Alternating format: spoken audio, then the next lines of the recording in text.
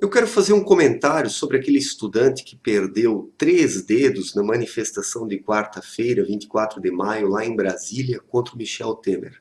Estourou um rojão na mão dele, então a sua mão foi mutilada, ele perdeu 3 dedos, né? E o rapaz é de Santa Catarina, o estado onde eu moro. Ele é de Araranguá, estuda no Instituto Federal Catarinense, é estudante de física e tem 21 anos. Andei averiguando alguns dados e cerca de 1.000 pessoas foram para Brasília de Santa Catarina, em torno de 30 ônibus, né? Então eu pergunto, o que essas pessoas foram fazer lá? Saíram de Santa Catarina, do sul de Santa Catarina, atravessaram o estado de Santa Catarina, Paraná, São Paulo, cruzaram meio Brasil para chegarem até Brasília. Para dar no quê?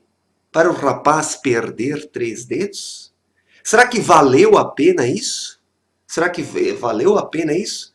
Quem vai arcar agora com as consequências? Porque quem deveria ser processado são esses movimentos sociais vagabundos, como a CUT, etc. e tal. Essas pessoas é que são responsáveis e deveriam pagar e ser processadas por isso, né? Os responsáveis da CUT. Né?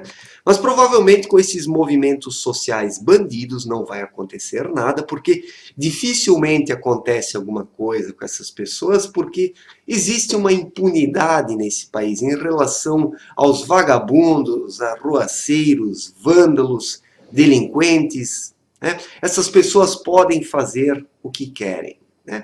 Mas vamos fazer um comparativo com essa manifestação do PT e as manifestações em relação ao impeachment da presidente Dilma. Uma dessas manifestações levou 6 milhões de pessoas para as ruas, em todo o Brasil. 6 milhões de pessoas. E não aconteceu nada. Ninguém morreu, ninguém bateu, ninguém apanhou, ninguém perdeu 3 dedos. Né? O pessoal não ficou explodindo rojões, derramando lixeiras, quebrando vitrines, vidraças, depredando prédios públicos. Só aí nós podemos ver a diferença do perfil das pessoas que lutaram contra Dilma e o perfil dessas pessoas que estiveram em Brasília. E outro detalhe, estiveram apenas 35 mil pessoas em Brasília. Nas manifestações das pessoas de bem foram 6 milhões de pessoas e não aconteceu nada. Mas 35 mil animais lá em Brasília fizeram a maior destruição. Mais uma vergonha para o nosso país, né? Entraram em ministérios, colocaram fogo, né? Realmente animais, né? Peço desculpas aos animais, porque os animais são muito mais educados do que esses manifestantes, né? A pergunta agora é a seguinte: se o rapaz acendeu o rojão para jogar na polícia, ou se a polícia jogou o rojão em direção aos manifestantes e o rapaz ajuntou o rojão para jogar de volta para a polícia. Isso é o que a CUT disse, né? Pessoas da CUT disseram que a polícia jogou o rojão e o rapaz apenas ajuntou para jogar de volta. Mas nós podemos acreditar na CUT? Nós podemos acreditar na CUT? E é realmente meio difícil a polícia jogar rojões. Os policiais não jogam rojões, né? Então é bem provável que se o rapaz não jogou o rojão, e se o rojão não era dele, talvez um outro manifestante jogou naquela direção e ele então ajuntou para tentar jogar para outro lugar, na melhor das hipóteses, se o rojão não era do rapaz. Se o rojão não era do rapaz. Né? Então, eu me pergunto, o que esse rapaz ganhou? O que ele ganhou? Ele cruzou o meio Brasil, saiu do sul de Santa Catarina para chegar em Brasília e perder 3 dedos. Uma marca que vai ficar em sua vida para o resto dos seus dias. Ele nunca vai conseguir apagar essa marca. Para o resto da sua vida, ele vai lembrar do dia 24 de maio de 2017, quando ele esteve numa manifestação de arruaceiros e vagabundos em Brasília contra o governo do Michel Temer. Eu também sou contra o governo do Michel Temer, Eu não quero mais PT, PSDB, PMDB ou qualquer coisa dessa laia, eu quero uma renovação completa. Né? Mas não é assim que nós fazemos manifestações, quebrando tudo, incendiando as coisas, depredando o patrimônio público, agindo como vândalos. Essa não é uma forma coerente de agir. 35 mil animais praticamente destruíram o centro administrativo de Brasília, lá no governo federal. 35 mil pessoas. E 6 milhões de manifestantes, né, não fizeram nem de longe isso nas manifestações contra Dilma. Né?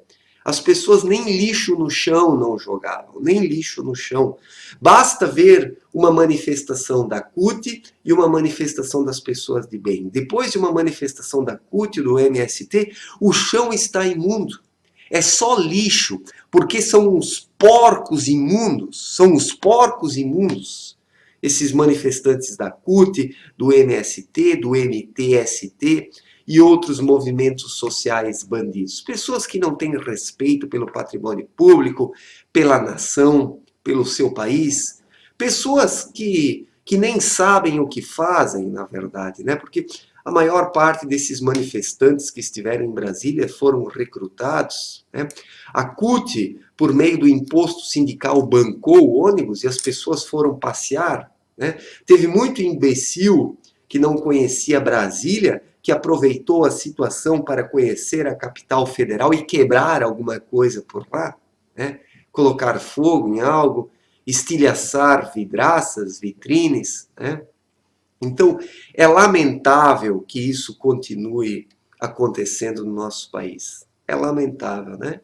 E quanto ao rapaz que perdeu os 3 dedos, o que podemos dizer sobre isso? O rapaz estava no lugar errado, na hora errada, com as pessoas erradas, e fazendo o que é errado, alguma coisa acontece de errado. Porque no universo existe uma lei, a lei da causalidade, ou da causa e do efeito. Tudo que nós fazemos gera efeitos. Se nós vamos numa manifestação de vândalos e de bandidos, né, e pegamos um rojão para jogar em alguém, ou ajuntamos um rojão que alguém jogou na nossa direção, nós corremos o risco de perder a mão, de perder um dedo ou alguns dedos. Como aconteceu com esse estudante de 21 anos. Tem toda uma vida pela frente, estudante de física, e agora vai ficar com essa marca, né? 3 dedos a menos, para o resto da sua vida. Para o resto da sua vida. Tomara que isso sirva de lição para ele, né? Tomara que isso sirva de lição para ele. Eu lamento essa situação, mas o rapaz estava no lugar errado, na hora errada, com as pessoas erradas, fazendo algo errado, né? Dentro das leis universais existentes, a lei da causalidade, ele simplesmente colheu o que ele mesmo plantou. Parece cruel dizer isso, mas na vida é assim mesmo. Na vida é assim mesmo. Tudo que nós fazemos gera efeitos e consequências. E por isso que nós precisamos ser conscientes frente ao que fazemos. Né? Frente ao que fazemos. Eu fico pensando, um jovem de 21 anos, um estudante, se envolvendo em causas dessa espécie. Né? O governo Lula e o governo Dilma destroçaram o nosso país, destruíram a cultura e a economia do Brasil. E essas pessoas, esses jovens ainda vão lá e lutam por esse governo. É claro que o Michel Temer é um bandido, um vagabundo, mas ficar do lado do PT, pedir diretas já, eu vi um monte de cartazes e faixas pedindo diretas já. Quem deve ser responsabilizado, além do próprio rapaz que perdeu os dedos, é a CUT e o Lula. A CUT e o Lula são responsáveis por essa explosão que dilacerou os dedos do rapaz. Né? A CUT e o Lula são responsáveis, porque estiveram por trás disso tudo. E estão por trás de toda a merda que surgiu nesse país, nesses últimos 30 anos. nesses últimos 30 ou 40 anos. Toda essa esquerdalha está por trás das merdas que surgiram no Brasil nesses últimos 40 anos, né? E agora o rapaz está lá em Brasília.